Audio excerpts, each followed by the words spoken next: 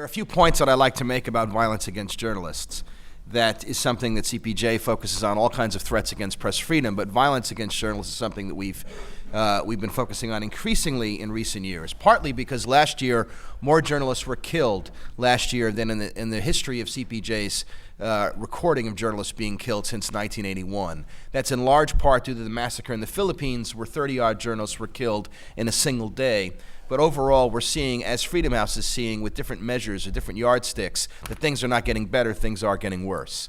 There are 2 points to keep in mind about journalists.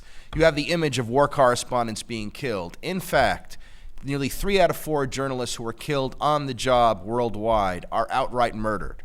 When I say murder, I mean 2 assassins shooting somebody coming out of their home and office and then driving away on a motorcycle. We're talking about what in this country would be called homicides.